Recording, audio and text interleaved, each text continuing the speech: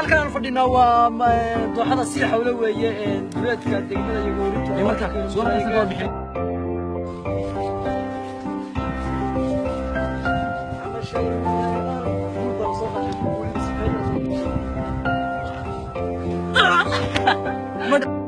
بسم الله الرحمن الرحيم halkan aad u jeedaan waa dooxooyinka kamid ah dooxooyinka gobolka Sool isla markaana uu raxmaadka eebe maasheeyay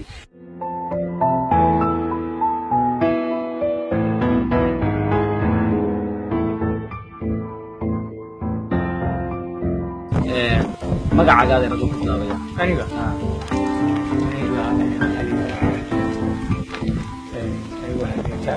waad aragtaa xilliga barwaaqada ay tahay horta dee waad aragtaa idinba idinkaarkiya sida ayna idin macallina iyo deegaankana waxay la tahay dee idinkaasoo waad ogta bardhigo xilliga barwaaqada isbedel noocee ah hadda waxa weeyaan